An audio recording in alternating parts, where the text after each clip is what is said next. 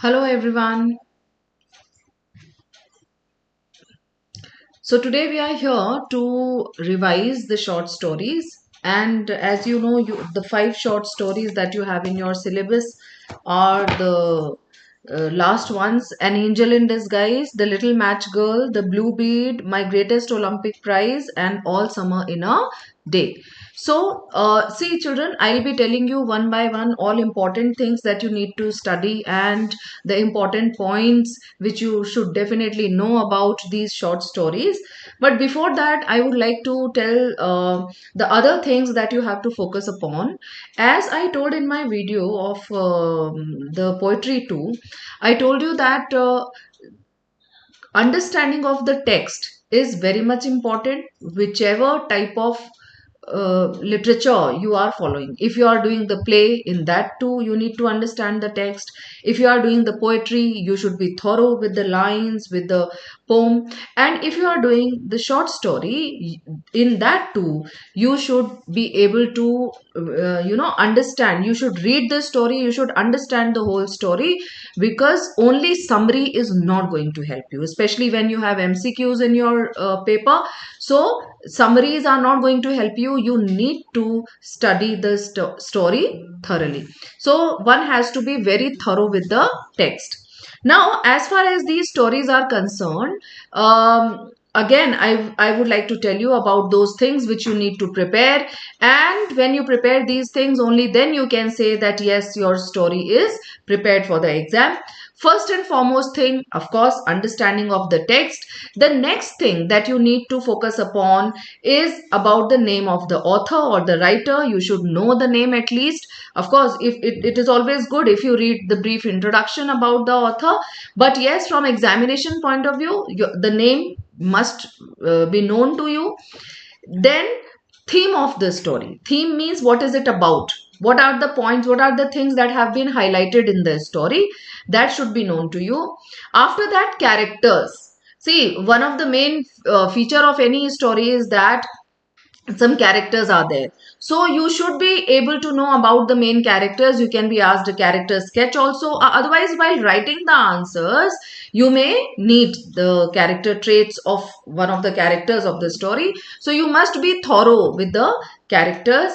Then there are certain literary devices which are used in the story, whether it is irony, symbolism, imagery, right? So you should know in what way that has been used in the story, that too. And yes, plot of the story. When you read it, a story always has a plot. Plot is actually the order of incidents or the events that take place. Okay, first this happened, after that this happened. So you must know the plot of the story too. And if there is anything important regarding that particular story, for example, All Summer in a Day, it is a science fiction and the action of the story takes place on planet Venus. So you should know about that. If we talk about any other story like The Blue Bead, that is the story of a girl who lives in a forest area. So the setting, basically, you must know about the setting also, the place where the story is, where the action of the story takes place, or the time, the society, the kind of society that was there. Means the atmosphere. What kind of atmosphere was there when this story was set? So what kind of atmosphere has been portrayed, has been depicted by the author or the writer? That is also very important to understand. All right. So now one by one we'll be discussing about these stories, and I'll be highlighting all important points which are there, which you need to understand when you do a story.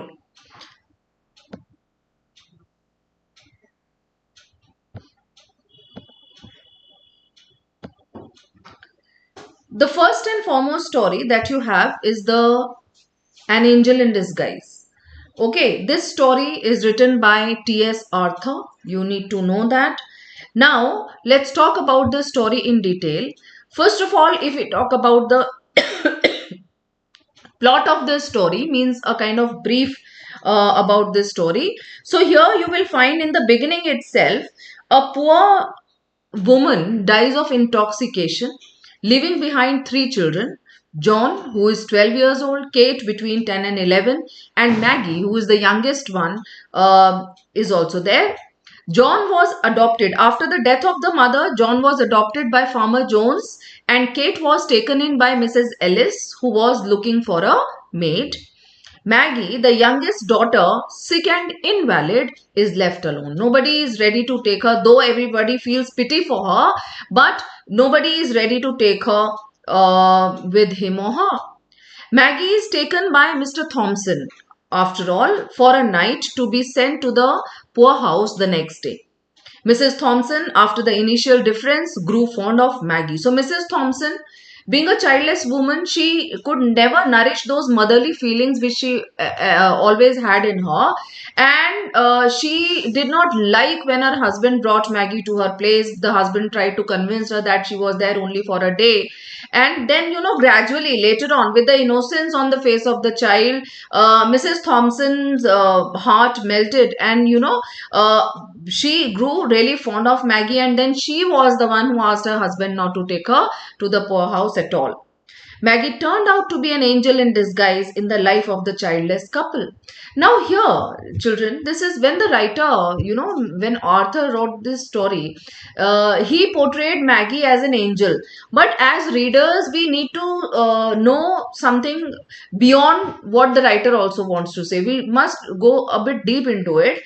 And one more point that we need to understand, that the way Maggie acted as an angel in disguise in lives of Thompsons. Similarly, Mr. Thompson also acted as an angel in life of Maggie.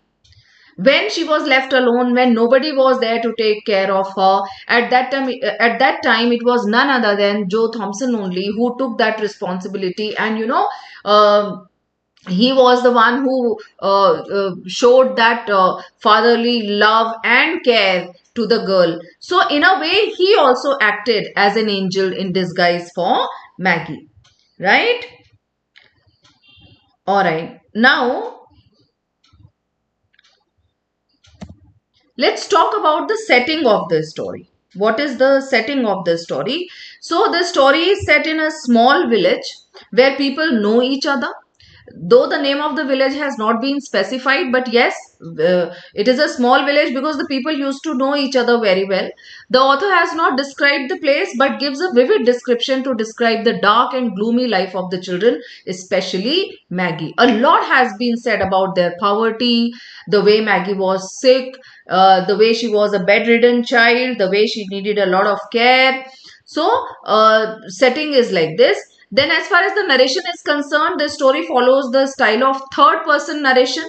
A third person narration is when someone who is not participating in the plot or in the action of the story narrates the story. Okay, a speaker, a third person is the speaker.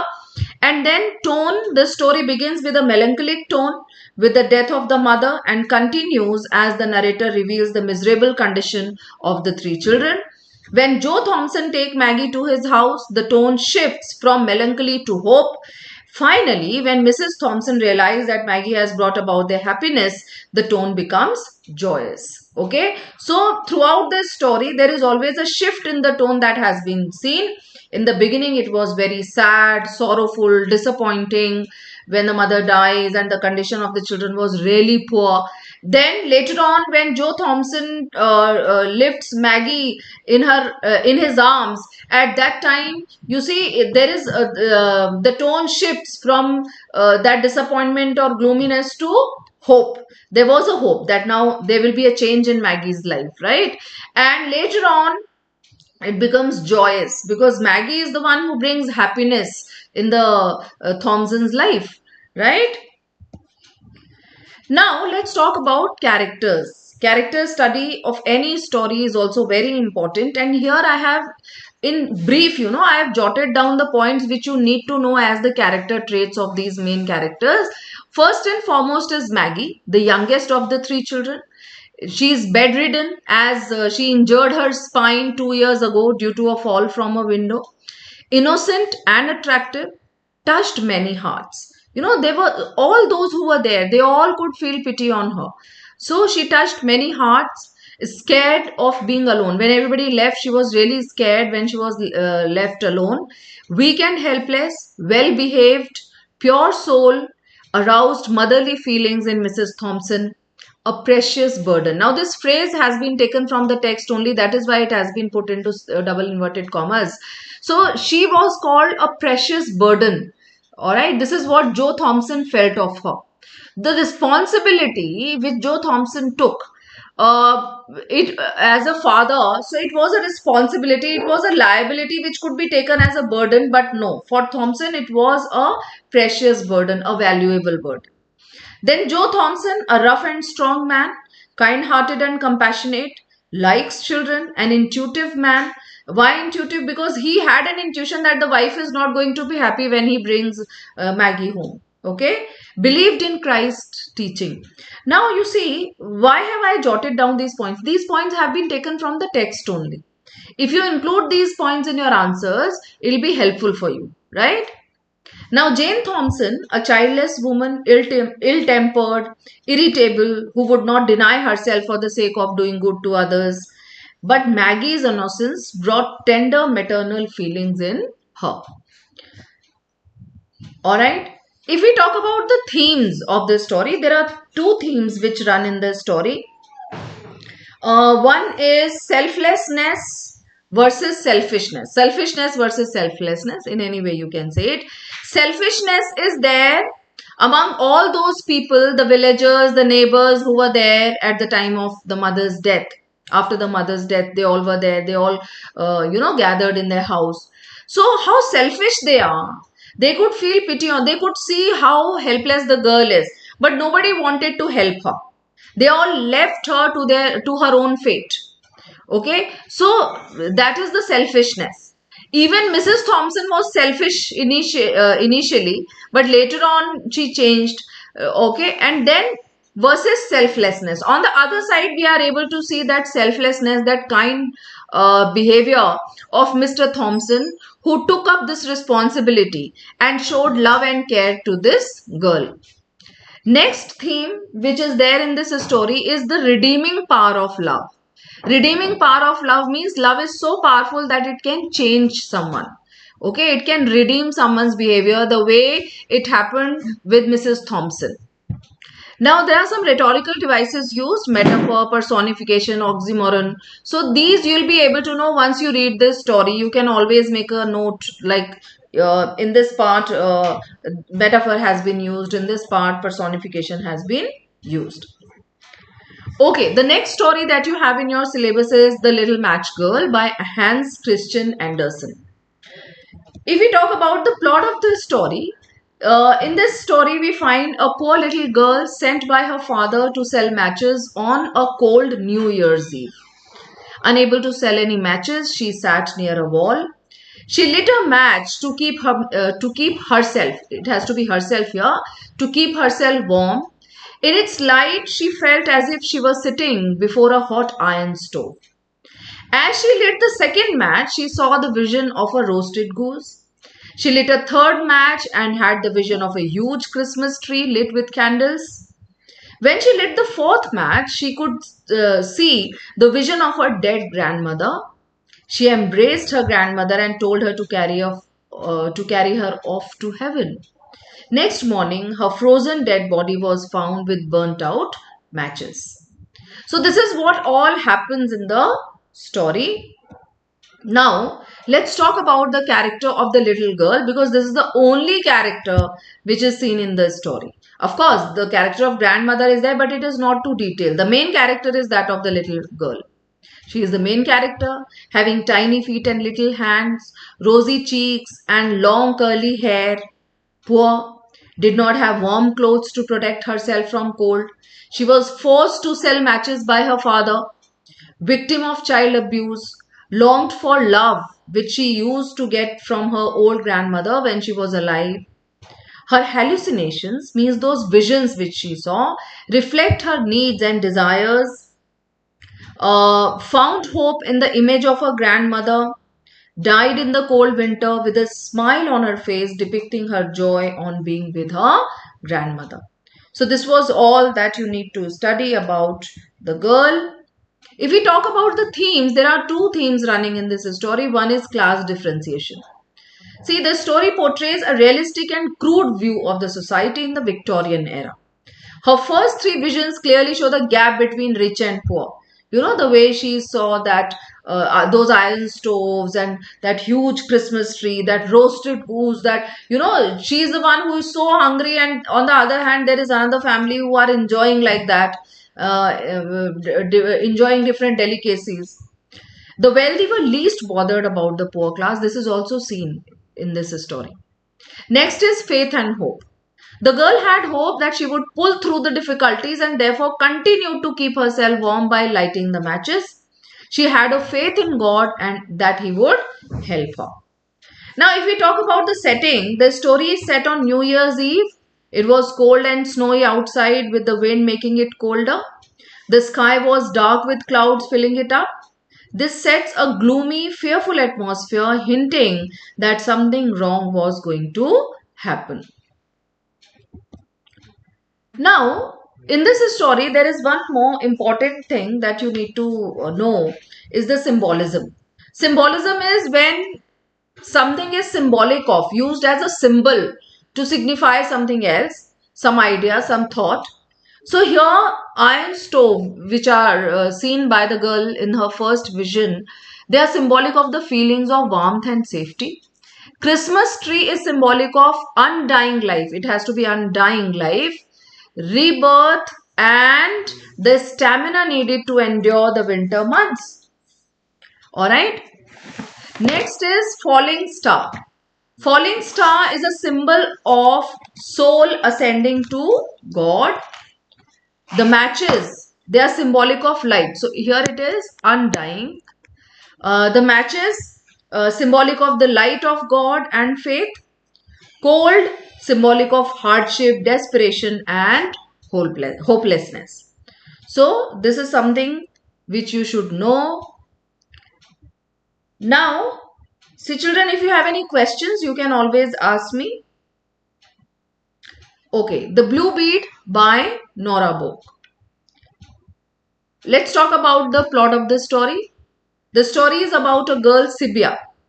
Sibia, along with her mother and some other women, went to the forest to get some paper grass to sell in the market.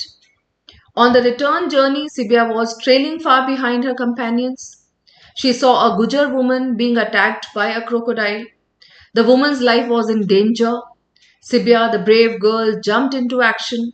She drove the hayfork into the reptile's eye as hard as she could. She dragged the woman out of the water and helped her reach her encampment. She returned to get her grass, sickle, and fork and found a blue bead. Sibia told her mother about the blue bead rather than her fight with the crocodile. Now, let's talk about the character of Sibia. She is the protagonist of this story, the main character. She is 12-year-old child woman. She has been referred to as child woman. Born to toil. She was born to labor, to toil. Means she used to work so much, and that too at an early age. Extremely poor, dreamy and imaginative. A courageous and adventurous girl. Good presence of mind. So these are the points that you can use. You can elaborate them in full sentences to draw a character sketch of this girl.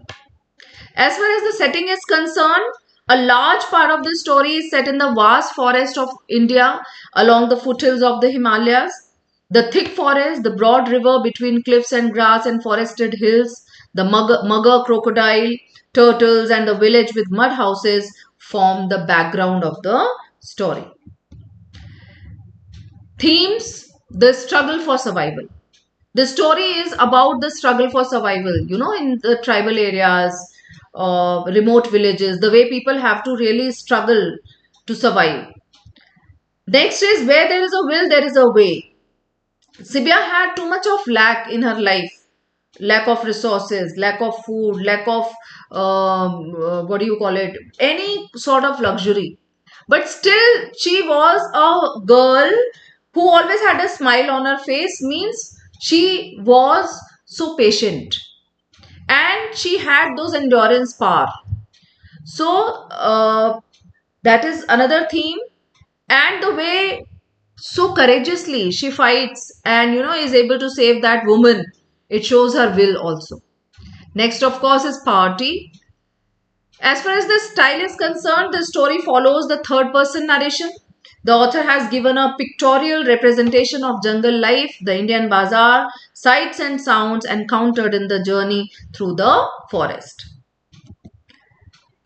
Now, the next is My Greatest Olympic Prize by Jesse Owens. In this story, if we talk about the plot or the incidents that take place, the story begins like Jesse Owens, the US athlete, went to participate in the Olympics in Berlin in 1936. Adolf Hitler wanted to prove his belief in the superiority of his Aryan race. Jesse Owens resolved to break Hitler's belief. Jesse Owens' performance for the long jump at the trials was faulty. Luz Long, a German athlete, advised Jesse to jump a few inches before the usual takeoff spot. Jesse followed Luz Long's advice and Jesse and Luz Long became friends. Jesse not only qualified for the final but also won a gold medal. Jesse prized his friendship with Luz Long more than the gold medals. Now, there are two main characters in the story. One is Jesse Owens himself, who is also the writer, and next is Luz Long. Let's read about them. Jesse Owens, an American track and field athlete, four-time Olympic gold medalist in the 1936 games. Hatred and anger overcame him on seeing Luz Long. Though angry because of racial prejudices, he wasn't unreasonable. Receptive of Long's advice, respectful and felt grateful to Luz Long. A man of emotions who weighed his friendship with Luz Long more valuable than the gold medals he had won. Now, Luz Long, the German athlete, an epitome of true sportsmanship, a true guide and friend of Jesse, respected Jesse and considered him his equal. Rational, didn't believe in racism. First to congratulate Owens on winning the gold medal. He was the first who congratulated Owens on winning the gold medal, though he was his competitor. Now, one thing that you need to understand in this story is the autobiographical element it has. The story is an autobiographical account of 1936 Olympic Games held in Berlin, where Jesse Owens won 4 gold medals. He gives an account of his poor performance at the trials, his meeting with the German athlete Luz Long, the advice he received from Luz, the formation of the bond of friendship, and his final winning moment. Now, to understand this story, we need to understand this Nazis' Aryan supremacy theory as well. Because this is what Jesse Owens wanted to prove wrong, right? Nazis believed in the theory of racial hierarchy, identifying Germans as part of the Aryans or Nordic master race. The Nazis aimed to unite all Germans living in historically German territory while excluding those either to be community aliens or belonged to an inferior race. This story refutes the idea of the theory through Owens' individual excellence. Right? Just wait a second.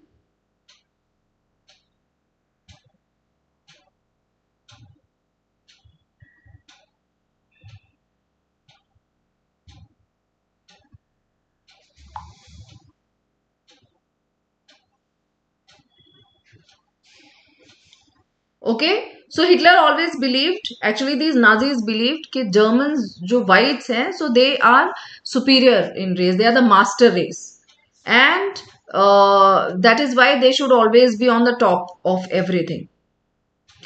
There are two main themes running in this story. One is true spirit of sportsmanship and another is true friendship.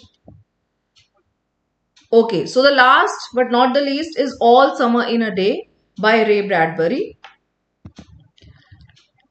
This story has a group of children who are living on planet Venus with their families. The sun comes out once every 7 years for 2 hours on Venus. A girl named Margot has come from the earth and has seen the sun earlier. She is bullied by her classmates as she is different from them, and she is locked up in a closet. The sun comes out and all the children bask in the warm sunshine. After the sun sets, it starts raining again. The children feel guilty and let Margot out. Character study. One main character is Margot herself, and then her classmates are there. Margot, main character, came to planet Venus just 5 years ago. Now she is 9, so she was 4 when she came over here. Totally a misfit on Venus. It is very difficult for her to adjust over there. Looked pale and sick. Never mingles with other children. Treated indifferently by her classmates. Had fond memories of the sun. Longed to go back. She was the one who wanted to go back, and she desperately wanted that, and now the parents were considering this also. As far as her classmates are concerned, they are all 9 years old, born on planet Venus, unaware of the sun. That is why they were so happy over there. Their childlike innocence and joy are depicted when they run out as the sun emerged. Jealous and cruel to Margot. Intolerant towards anybody who is different from them. Bullied her, forcibly locked her in a closet. Felt guilty at the end after experiencing the sun. They could realize her feelings for the sun. There are two themes, jealousy and bullying, of course, and then fantasy about space. See, this story was written when, even humans had not been on the moon. So before that, space was always a fantasy. And at that time, Bradbury wrote this science fiction where he imagined about the life on Venus, on planet Venus, right? Setting, the story is a science fiction set on the planet Venus. The action takes place in an underground school with a group of school children who are about 9 years old. So, this way, these are all important points that you need to understand. And you see, these notes which I have made, they are very brief and it will be very easy for you to learn them. Okay, so especially what all has been given about the characters and themes, these points you can always learn and you can always use them in your answers. Alright, so this was all about short stories. If you have any doubt, any question, ma'am, can you make a video explaining the Blue Bead story? I am getting this demand. Yeah, so many students are there. Ma'am, can you explain these lines? They turn on themselves like a feverish wheel, all tumbling spokes.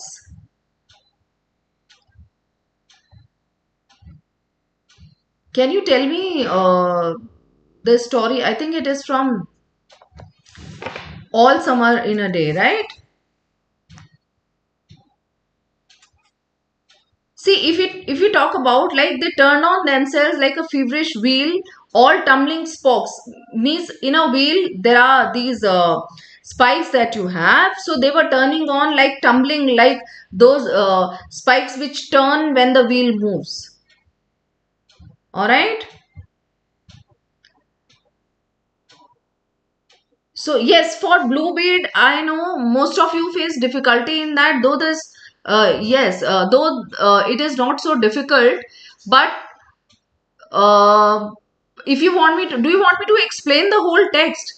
Otherwise, you see, the important things which are there from this story that I have discussed here also, you can always take the screenshots or watch the video or you can learn them. But if you want the full explanation, for that explanation of the text, yes, of course, I can do it. I'll try to post it in a day or two. Okay? Because there are many other students also who are asking for it. Alright, children. So that's all for today. Please focus on these points that I have discussed with you. And I'll come again with language. Of course, now you will have your language exam on 27th. So accordingly, you need to prepare for at least for 1-2 more. Okay. At least for 1 or 2 more days, you can do literature. After that, you need to focus on language. I'll have another live session with you where we'll be practicing language. Alright. Ankit Jha, yes, ma'am, full explanation. Cause MCQ. All right, I've understood. It's okay. I'll get it done. Don't worry. Anything else that you want to ask? I think it's enough for stories. So still, if you have any queries, anything, you can always put me on comment box. I always try to respond as much as possible. Fine. So that's all for today. Bye bye, all of you. Work hard without any stress. Okay, without any pressure. You all know आप सबको सब कुछ आता है. Don't worry. You know all stories, poems, and still, if you face any problem, you can always contact. Thank you. Bye bye, all of you. Ma'am, MCQs on poem and story. Yes, yes, Jonathan. I'll be coming up again with the MCQs. I'm working on it. Most probably, let's see if it is possible tomorrow or today, whenever, like, whenever I finish up with all important MCQs, I'll discuss them. I'll make a video and I'll post it on YouTube. Right?